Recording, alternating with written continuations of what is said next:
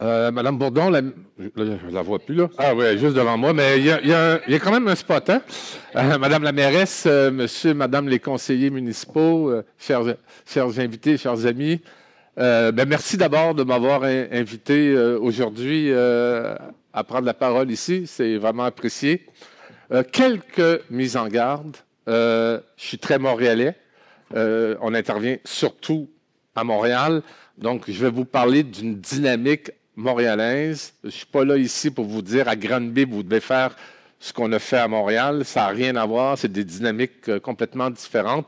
Comme je vous dirais, à Montréal, d'un territoire à l'autre aussi, il peut y avoir des dynamiques complètement différentes. Donc, je ne suis pas ici en donneur de leçons, loin de là. Autre chose, bon, Marc-André a été gentil dans sa présentation. J'aurais pu faire, j'ai pas de papier, j'ai pas de discours, j'ai pas mais j'ai même pas de plan. Parce que si j'avais fait ça, je serais très propre, j'aurais été très prudent de ne pas dire un mot de travers qui fait que tout d'un coup, dans le journal, ça va être écrit M. Iaccherini a dit que le gouvernement fédéral n'avait pas d'allure. Je vais y aller quand même assez attelé. On m'a dit que j'avais à peu près 2 heures, donc j'ai du temps. L'autre chose, je vais faire un peu la présentation en 2 temps. Puis il y a 2 choses qui vont tout le temps se croiser. On n'est pas un organisme de logement. On n'est pas un organisme de développement de logement. On est un organisme, bon, d'abord, on est une entreprise d'économie sociale. Ça fait 25-30 ans qu'on existe. On n'a aucune subvention au fonctionnement, donc on est autonome financièrement. Mais nous, on prétend qu'on est dans un organisme qui travaille sur la revitalisation. Alors, il y a des territoires, vous allez le voir dans la présentation, où il n'y a pas d'habitation. Il y a des territoires où c'est surtout de l'habitation. On s'adapte aux besoins du territoire et on répond aux besoins du territoire. Donc, on n'est pas un organisme qui fait de l'entreprise, du logement ou du culturel. On essaye de répondre aux besoins du territoire. Je vais d'abord vous parler de ce qu'on a fait en termes de projet de revitalisation. Puis après ça, je vais plus vous parler de notre vision de la crise du logement et la façon d'y répondre, tout en tenant compte du financement public, parce que c'est facile de dire on va faire 1000, 2000, 20 000, 30 000, 40 000 logements abordables. Il faut que les sous suivent et vous allez voir que ce n'est pas si simple que ça. Alors, ça vous va? Oui? OK. Bon, c'est ça, ça va. Alors, on a commencé, on est né de la fermeture des Shop Angus, usine ferroviaire, 10 millions de pieds carrés, 12 000 travailleurs à son apogée. Des quartiers de Montréal se sont construits autour des Shop Angus. Là, vous voyez en 1947, qu'est-ce que c'était? Tantôt, Mme Bourdon parlait de friche industrielle. Bien, avant d'être une friche, c'était vraiment là un complexe, 68 bâtiments, la grande entreprise qui s'est installée là. En 92, les Shop Angus ferment complètement et ça laisse donc en plein territoire montréalais, en plein, vous voyez autour, là, vous le voyez, c'est tout urbanisé, c'est tout développé. On se retrouve avec un grand terrain, évidemment contaminé, en plein cœur de Montréal. À ce moment-là, dans l'est de Montréal, parce que, bon, ceux qui ne le connaissent pas, Angus est dans l'est de Montréal. À ce moment-là, dans l'est de Montréal, on vit un déclin, une dévitalisation, une désindustrialisation massive. L'est de Montréal était construit autour de 3 grands pôles, la pétrochimie, les pétrolières, les chantiers maritimes avec la Vickers dans Schlaga, Maisonneuve, et Angus dans le ferroviaire. Mais autour de ça, il y avait évidemment tout un écosystème de sous-traitants qui dépendait de ces grandes industries-là. La pétrochimie s'est effondrée, les chantiers maritimes ont fermé en 87 et Angus ferme en 91. Donc, on est vraiment dans une situation catastrophique où on a 20 % de chômage, etc. Et juste pour vous donner une idée, en 92, c'est la première fois depuis 1929 que la valeur des propriétés baisse. On est vraiment dans une grave crise. Et Madame la mairesse, vous savez, quand les valeurs de propriété baissent, les comptes municipaux baissent. Alors, tout le monde est exsangue. Le gouvernement du Québec est exsangue. Les municipalités sont exsangues. Et donc, le Canadien Pacifique Le Canadien Pacifique développe un projet résidentiel très haut de gamme pour ce secteur-là, qui répondait absolument pas aux besoins du territoire. Moi, j'ai vu le projet de CP. C'était des magnifiques maisons. Il y avait des bassins d'eau avec des poissons, des fontaines. Il aurait fallu mettre des clôtures et des miradors pour empêcher les gens de rentrer dans ce quartier-là. Ça ne répondait absolument pas aux besoins du territoire. Ce qu'on avait besoin, c'est de l'emploi. Malheureusement, ou cependant, l'emploi quittait le territoire. Donc, on était complètement à rebours, à contrario des dynamiques qui se faisaient sur le territoire. Et donc, la population, les groupes, quand je dis les groupes, les commerçants, les institutions financières, les groupes communautaires, se sont réunis autour d'une petite organisation. Puis on dit, on ne peut pas laisser ce terrain-là s'en aller comme ça. Donc, il y a eu une mobilisation avec, évidemment, des allers-retours avec la ville pour forcer le Canadien Pacifique, propriétaire du terrain, à négocier avec le milieu le devenir de ce site-là. Rapidement, on a séparé le site en deux. Une moitié qu'on a dit à CP, OK, fallait tes cabanes, puis l'autre moitié, cède-nous le terrain. Quand je dis cède-nous le terrain, ils nous l'ont cédé sur une option d'achat de 10 millions de dollars, puis on n'avait pas un sou. Cède-nous le terrain. On va l'acheter par phase sur 10 ans et on va le développer en zone d'emploi. Alors, c'était totalement utopique, mais il y a du monde qui y ont cru. Il y a des gens qui y ont cru. On a créé donc la Société de développement Angus et en 1998, on a fait notre premier pelleté de terre. Je n'ai pas le temps de tout vous raconter, mais ça a été une belle aventure. Tout au long de notre développement, des allers-retours constants avec les groupes, les citoyens, etc. Surtout, évidemment, au début, quand on lançait ça. Donc, vous le voyez un peu brièvement, là, mais des assemblées publiques, des forums, pour faire constamment des allers-retours, parce qu'on est, dans le fond, la Société de développement Angus, fiduciaire de la communauté. On a ce terrain-là, mais ce n'est pas à moi le terrain, ce n'est pas au conseil d'administration, c'est au territoire. Alors, donc, important de faire en sorte que ce qu'on fait, ça correspond aux besoins du territoire et non pas que dans mon bureau, je dise le territoire a besoin de ça. On n'a pas la science infuse. On a commencé à développer de l'emploi. On était obsédé par l'emploi. Donc, on a construit des bâtiments pour accueillir des entreprises. Et à un moment donné, là, vous le voyez, en 2015, on avait un grand terrain en plein cœur du site à développer. Et là, on s'est dit, OK, prenons un petit peu de réflexion, un peu de recul, faisons une réflexion sur où on est rendu. Parce que là, on s'est aperçu que les entreprises qui venaient s'installer chez nous, ils voulaient un milieu de vie. Ils ne voulaient pas juste un parc d'entreprise. Ils voulaient un milieu de vie. Alors donc, on a pris un recul et pendant 15 mois, on a réuni une équipe de professionnels, architectes du paysage, ingénieurs, j'en passe, pour réfléchir vraiment le développement.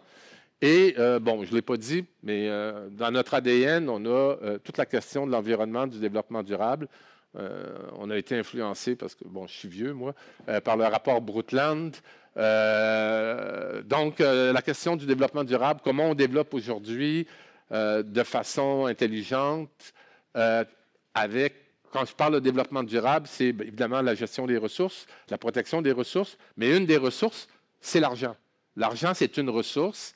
Et donc, pas faire des projets, puis là, j'espère qu'il n'y a pas trop d'ingénieurs, pas faire des projets trop d'ingénieurs où on met plein de gadgets qui coûtent une fortune, mais d'avoir une réflexion sur comment on peut tenir compte de la dimension du développement durable en tenant compte des capacités financières. Donc, on a pris ce recul-là et c'est là que Angus s'est transformé, littéralement, pour passer d'un parc d'entreprise à un quartier. Vraiment un quartier où on a intégré du logement, des commerces, des services cliniques, services de proximité, bon, j'en passe, CLSC et tout, qui nous a permis aussi, au niveau du développement durable, de faire des avancées. Je n'ai pas beaucoup de temps, mais on a une boucle énergétique qui fait qu'on capte l'énergie des édifices bureaux qui produisent de l'énergie et on le renvoie dans les édifices résidentiels, entre autres parce qu'ils ne fonctionnent pas sur les mêmes fuseaux horaires. Alors, c'est le fait d'avoir du résidentiel qui nous permettait de faire cet échange thermique-là. Alors, ça, c'est le grand terrain de ce qu'on appelle l'îlot central, où on a intégré du résidentiel. Alors, quand on a fait notre première réflexion sur le résidentiel, on s'apercevait que dans Rosemont, dans nos quartiers, les jeunes n'étaient plus capables d'acheter une maison dans Rosemont. Que le coût est monté. Un duplex dans Rosemont en ce moment, un duplex montréalais traditionnel, là, avec un corridor, puis ça, est autour d'1 million, 1,2 million. Donc, des gens qui gagnent un revenu de ménage de 100, 125 000, 130 000, qui est la moyenne québécoise, hein, ne sont pas capables d'acheter des maisons. Donc, on a développé, on a travaillé comme des damnés, on a développé du condo abordable. Je pourrais définir l'abordabilité, mais c'est vraiment du condo abordable qu'on a développé. Alors, aujourd'hui, ben, c'est intéressant quand même, là, parce qu'on parle beaucoup de mixité un peu partout. Sur 250 000 pieds carrés, hein, sur 250 000 pieds carrés, c'est pas énorme, 250 000 pieds carrés de terrain, vous avez du condo abordable, du condo privé, du logement étudiant avec le groupe utile, du logement social avec l'ODJA, et là, on parle, nous autres, la construction de 350 logements locatifs abordables. Donc, une mixité complète. Du logement social à du condo privé, une mixité complète. Mais ce qu'on veut aussi, c'est que le site soit inclusif et que les gens qui sont dans le logement social, que les étudiants se retrouvent dans le quartier, et donc que les services qu'on offre, les commerces, ben, il y ait une variété qui fait que tout le monde se sent chez soi dans ce quartier-là. Et ça, c'est un défi. Et ça, c'est un défi de faire vraiment un quartier inclusif quand tu as une mixité. Alors, on travaille beaucoup là-dessus. Alors, bon, on a un bâtiment qui est dédié aux entreprises d'économie sociale. Bon, je vais passer vite parce que le temps file. Bon, c'est ça, quand je vous parlais de créer un quartier, on a non seulement le CLSC, mais on a un bloc médical de 100 000 pieds carrés, le plus gros GMF au Québec, dentiste, optométriste, salle d'opération, physiothérapie, j'en passe.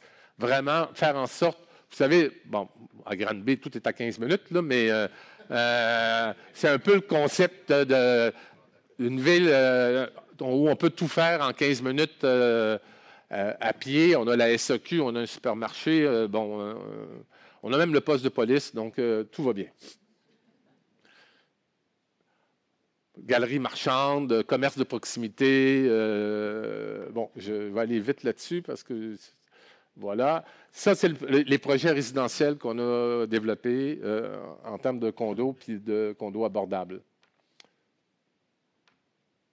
Logement étudiant, je vais vite.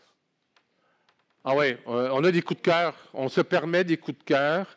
Un jour, il y a des parents d'enfants autistes qui sont venus au bureau qui nous ont dit on a une école pour enfants autistes dans l'ouest de l'île. Le bâtiment, il n'est pas adéquat, il est vieux, il est en décrépitude.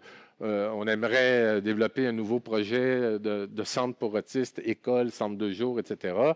OK, c'est intéressant. Les autorités, ça vient de chercher un peu quand même. Là, je leur demande, c'est un projet de combien? Ils m'ont dit 30, 32 millions. OK, vous avez combien?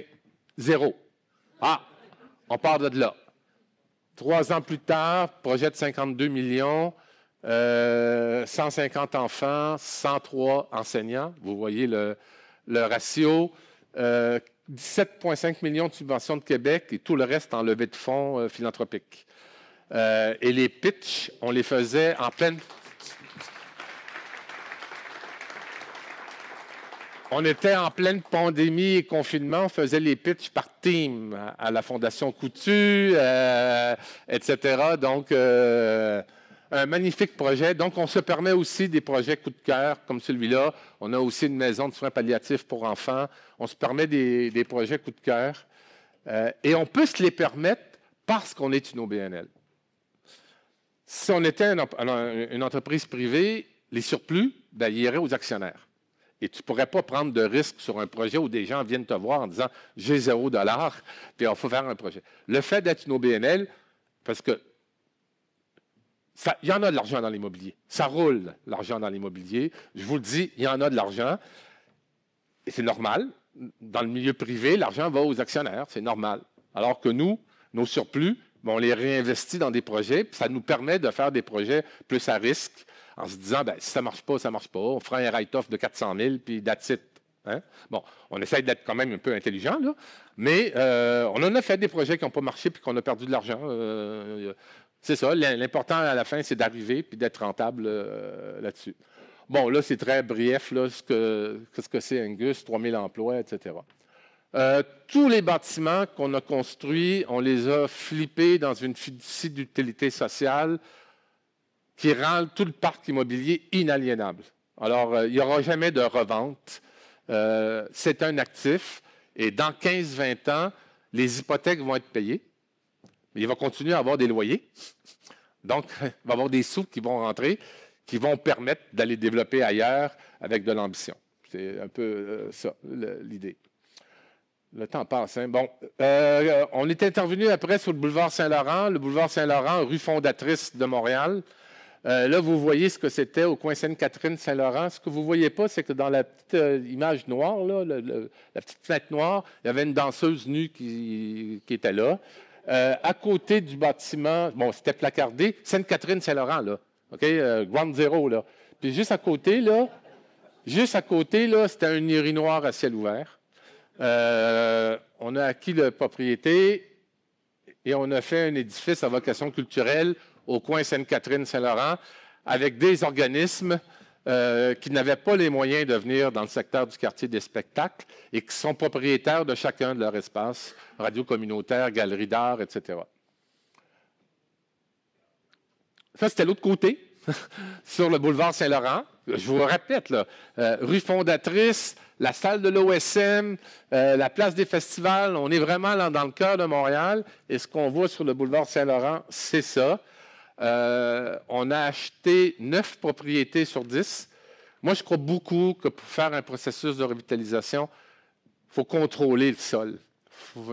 Parce que si on fait un seul édifice dans un secteur, tu ne revitalises pas. C'est une vision d'ensemble qu'il faut arriver à développer. Je sais que dans des villes, ce n'est pas simple de faire ça. Là. Vous ne pouvez pas acheter toute la rue principale. Là. Je le sais. Mais je dis juste que le contrôle du sol, mettons que ça aide beaucoup pour faire du développement intégré, intelligent et qui répond aux besoins du territoire. Donc, on a acheté 9 édifices sur 10. Le 10e qu'on n'a jamais réussi à acheter, c'est un bar de danseuses nues. J'avais pas bien estimé la vocation patrimoniale d'un bar de danseuses nues. Alors, on a acheté 9 propriétés sur 10. Quand même, c'est 20 millions de dollars l'acquisition. Ça a été une saga, ça a duré 10 ans. Mais aujourd'hui, ce qu'on a sur cet ensemble-là, d'abord, c'est les bureaux du ministère de l'Immigration. Pourquoi le ministère de l'Immigration? Parce que le boulevard Saint-Laurent, c'est la rue de l'Immigration. Okay?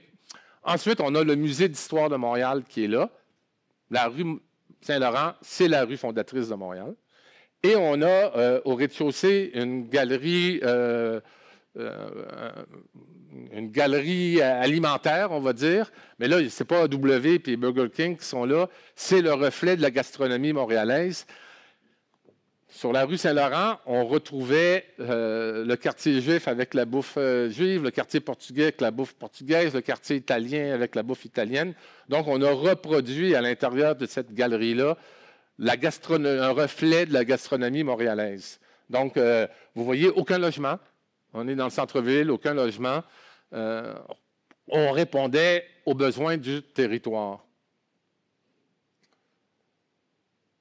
Oui, bon, ça, c'est à l'intérieur. Je passe là parce que je sais que le temps file, là, puis je vais me faire chicaner. Bon, là, ça va commencer un peu plus à ressembler à des dynamiques. Dans l'est de Montréal, à Pointe-aux-Trembles, une rue commerciale, la rue Notre-Dame-Est, en dévitalisation complète. Vous voyez là ce que c'était vraiment en dévitalisation complète.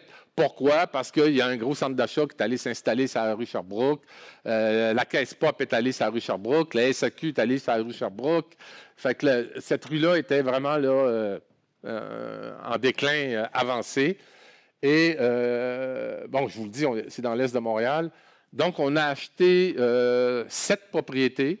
Et quand tu achètes cette propriété, il ne faut pas que tu le dises à tout le monde là, que tu achètes cette propriété, parce que la 6e, elle va te coûter cher.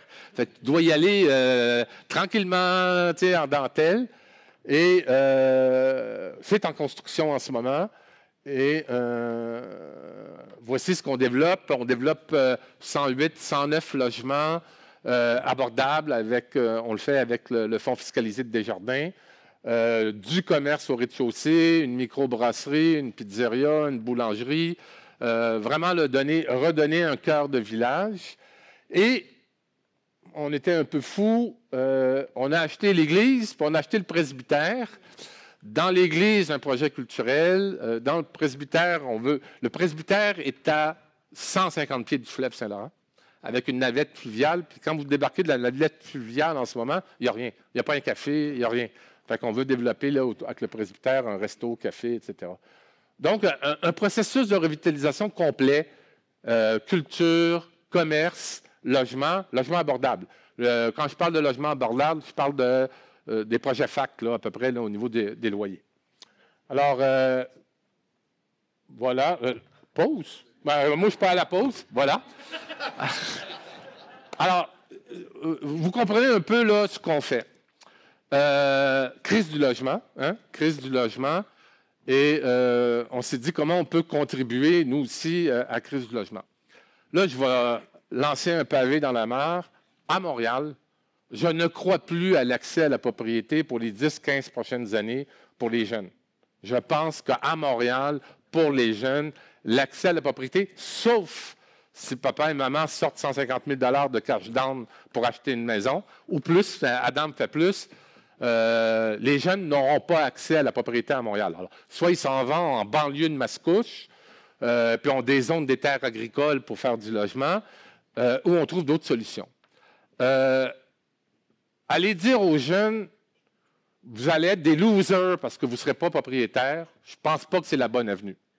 Je pense que, d'abord, le mythe de l'accès à la propriété, quand on fait les calculs, les gens disent, j'ai acheté ma maison 300 000, je l'ai revendue 550 000, j'ai fait 250 000 de gains.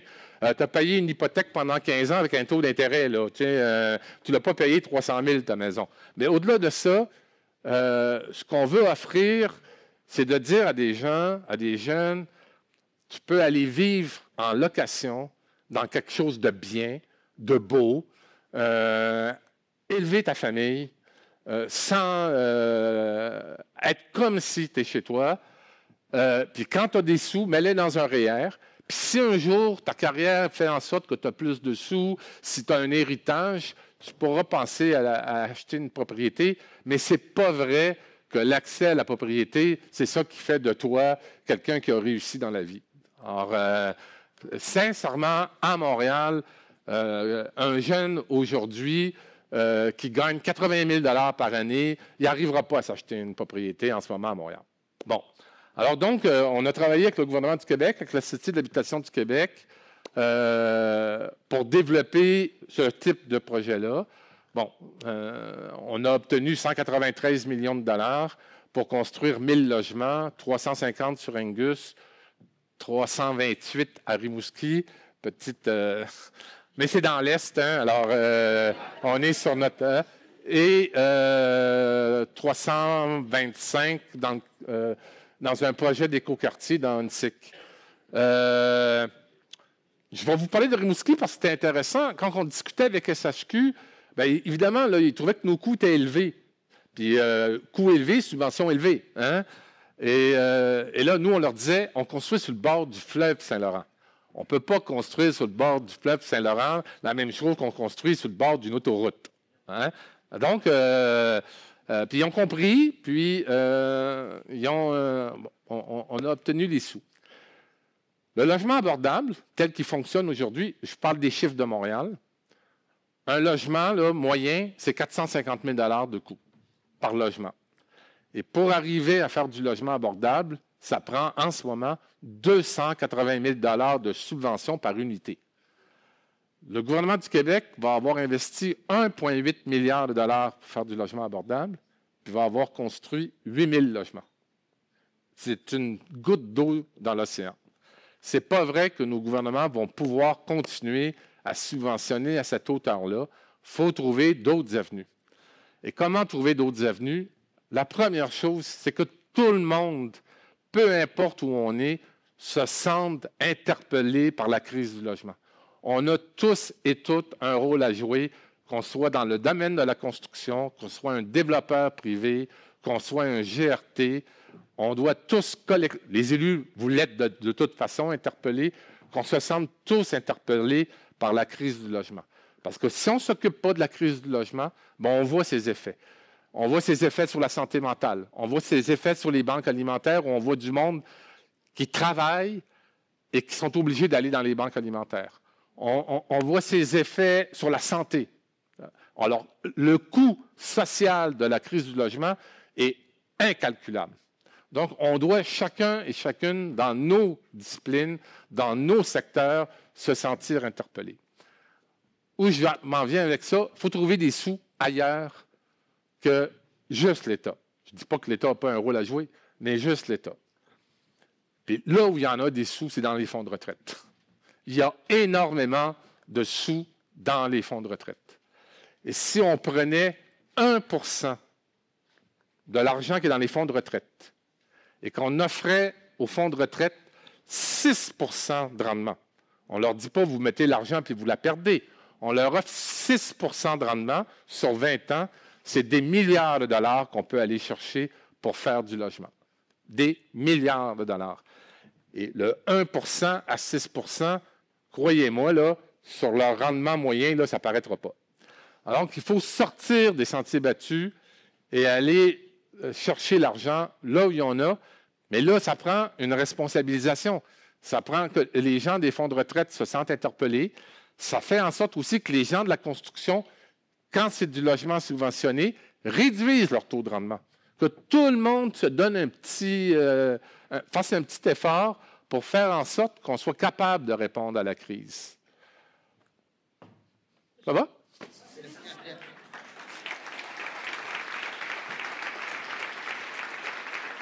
Merci beaucoup, Christian. Merci. On m'entend bien? On m'entend bien? Oui, super. On a le temps d'une petite période de questions. Peut-être rester au lutrin. Si jamais il y en a qui aimeraient approfondir certains éléments qui ont été mentionnés, c'est le temps. On a 2 micros qui vont se promener dans la salle. Moi, Christian, je peux partir le bal là, avec des questions. Écoute, j'ai beaucoup de choses. La mairesse a mentionné au départ qu'on avait 38% ici des gens qui vivaient seuls. Donc, un ménage composé d'une seule personne. Il y a différents mots, là, le mal du siècle, bon, il y a l'obésité, le sucre, mais la solitude aussi est vraiment un enjeu là, du 21e siècle. Et tu l'as dit, on ne construit pas juste du logement, on construit une communauté. Je serais curieux de t'entendre sur, parce que tu dois en avoir dans tes logements. Je me permets de te tutoyer parce que Marc-André, on se connaît. À quelques reprises. Oui. Donc, je serais curieux de t'entendre sur la question de bâtir une communauté, notamment pour les personnes, ce 38% là, que la mairesse a nommé. Bon, d'abord, comme vous m'entendez? Oui. Vous avez entendu, on fait des blocs de 325, 350. Là, c'est du monde, là. Grosso modo, là, on est à peu près à un tiers, c'est-à-dire un tiers, une chambre à coucher, un tiers, 2 chambres à coucher, un tiers, 3 chambres à coucher. Donc, à ce niveau-là, déjà, dans tes unités, tu as une mixité, là. C'est sûr que, quand je vous parlais tout à l'heure de quartier inclusif, ou de faire en sorte que chacun se sente partie du quartier, bien, ça touche exactement cette question-là des personnes seules, de dire que tu n'es pas dans ton logement isolé, que tu as des places publiques, tu as des lieux de rencontre, tu as des lieux d'échange où tu peux y aller. Bon, après ça, chacun doit faire son effort, mais nous, on y croit beaucoup, et mixité sociale, et mixité, une personne, 2 personnes, une famille, etc. Je pense que c'est la meilleure façon de répondre à des besoins. Mais il faut que tu aies des lieux Hein? Il faut que tu aies des lieux de rencontre. On travaille en ce moment sur un projet culturel sur Angus. Vous l'avez vu à Pointe-aux-Trembles. Il faut qu'il y ait des lieux pour faire en sorte que on réussisse. La rencontre et d'inciter voilà. La socialisation à travers le cadre bâti. Exactement. On a une première question ici à l'avant de madame. Peut-être juste vous présenter, puis y aller avec votre question par la suite. Le micro devrait être ouvert.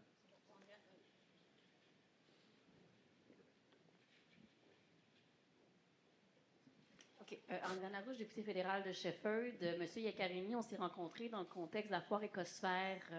Donc, il y a quelques années à Montréal. Donc, déjà, vous aviez cette vision du développement durable. Quelle est la place, justement, quand vous avez beaucoup parlé de projets culturels, mais quelle est la place au niveau développement durable, environnement, dans vos constructions? Est-ce qu'il y a une partie des bâtiments que vous développez en architecture verte? Est-ce qu'il y a des projets à ce niveau-là, ou même des projets d'événementiel plus environnemental, par exemple? Alors, on essaie d'aller au maximum au niveau de la construction. Évidemment, on va chercher des certifications LEED, mais quand on parle de LEED, c'est une grille. Hein? Puis, les architectes, ben, ils disent, si tu mets un abreuvoir, tu as 2 points, puis si tu fais ça, tu as 3 points. Moi, checklist, ouais. Hein? Checklist. Une checklist. Nous autres, on la tasse, la grille, puis on se met à réfléchir comment faire le meilleur projet en termes de développement durable. Et une fois qu'il est fait, on remplit la grille, puis on a la certification qui vient avec. L'important, c'est la réflexion. Hein? C'est d'avoir une réflexion continuelle. Et ce n'est pas parce que tu as fait un bâtiment LEED il y a 8 ans que tu ne peux pas faire autrement aujourd'hui puis t'améliorer. Donc, c'est sûr, nous autres, évidemment, sur Angus, c'est plus facile parce qu'on a la boucle énergétique en partant. Mais la boucle énergétique, elle nous a coûté quand même 10 millions de dollars. Tu sais, c'est pas comme ça, mais cette boucle énergétique-là, puis essayez de comprendre, les gens qui vivent sur Angus, les résidents, ils reçoivent une facture d'Hydro-Québec, puis ils reçoivent une facture de Cité Énergie Angus. On leur charge.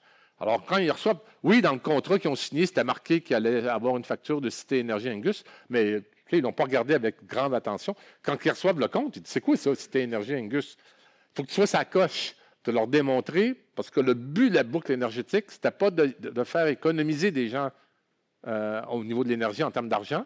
Il fallait que ça leur coûte le même prix que s'ils étaient 100% sur Hydro-Québec, mais on réduit les gaz à effet de serre de 30%.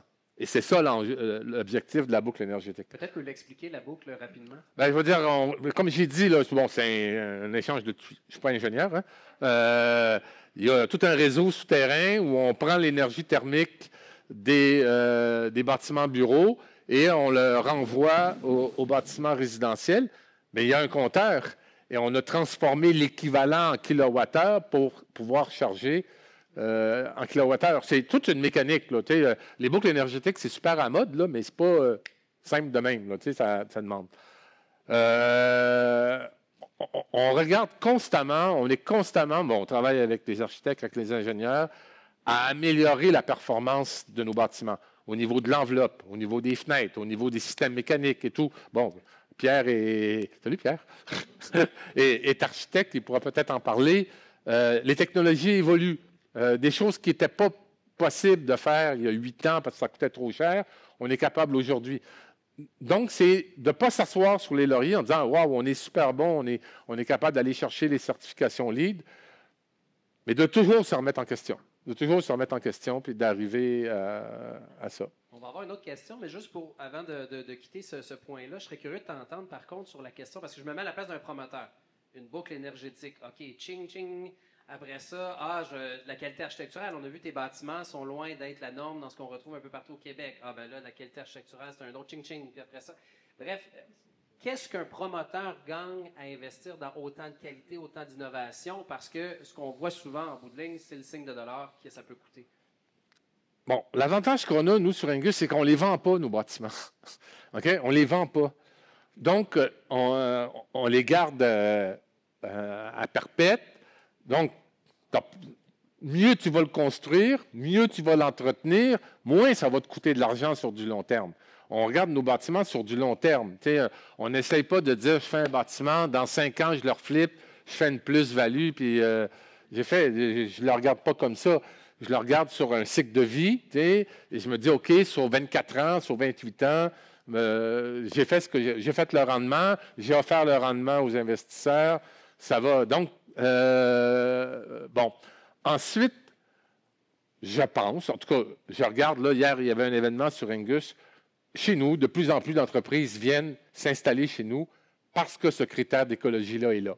OK? Il y a des changements de génération aussi chez les dirigeants d'entreprise, chez les employés, qui font qu'ils veulent aller dans des sites, dans des endroits où on tient compte du développement durable. Je ne sais pas si vous le savez, il y a une tempête en ce moment en France, là. Le climat, il est complètement foqué, là. Si on continue comme ça, en se déresponsabilisant, en disant c'est le gouvernement qui doit s'en occuper, ça ne marchera pas, là. Il faut que tout le monde s'en occupe. Et la question du bâtiment, de la gestion au quotidien, on est en train, nous autres, de travailler sur un plan de décarbonation pour les bâtiments qu'on a construits il y a 20 ans.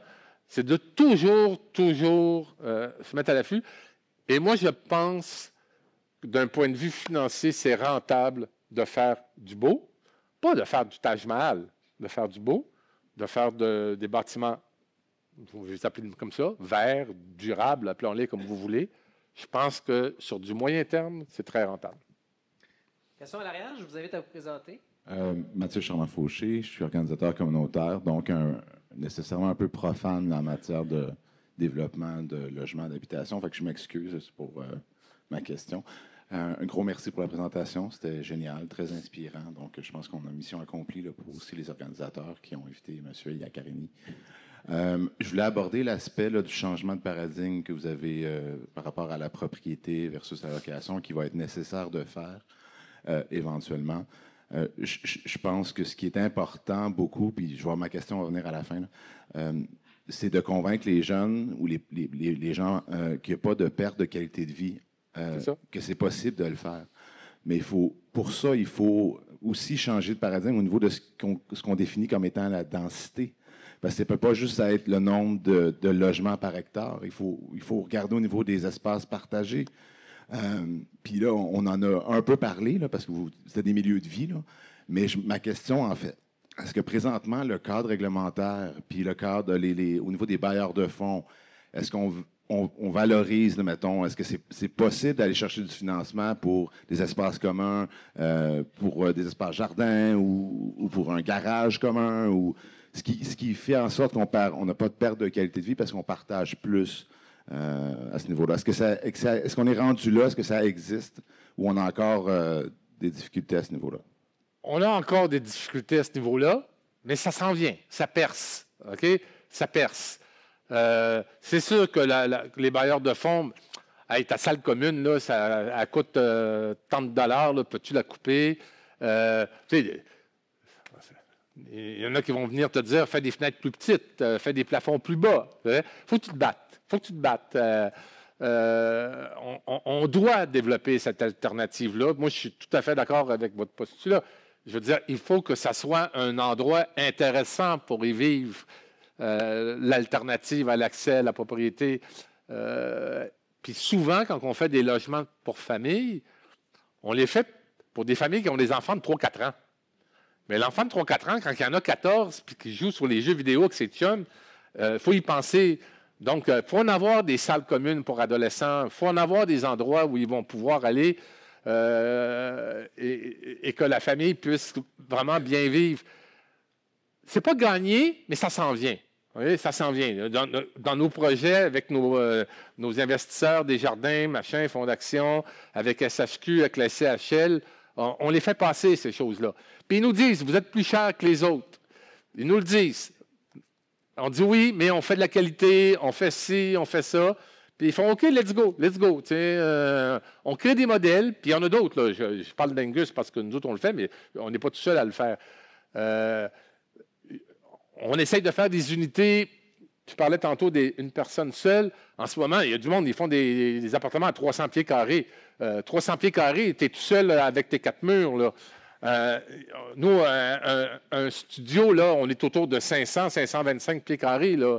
Puis là, ils nous disent, oui, mais ça coûte plus cher. Oui, ça coûte plus cher, mais tu veux un milieu de vie agréable. Là. Donc, c'est plein de petites batailles, Mais c'est ça la vie des batailles. Hein? On se bat depuis qu'on est né, chacun d'entre nous. Là. Alors, mais ça avance, ça avance. Puis, je vous dirais que, bon, en tout cas, nous, on travaille beaucoup avec Desjardins. Desjardins a vraiment pris un virage logement abordable. Là. Tiens, il y a une équipe assez extraordinaire là, à Desjardins qui adhère à ça. Je travaille avec Fonds d'Action sur un programme d'accès à la propriété coop. Là. Ils sont là-dedans aussi. Là. On sent que ça bouge. Là. Yes. J'avais mis la barre haute pour Christian Iaccarini, mais je pense qu'il a relevé le défi amplement. Merci beaucoup, Christian. Merci.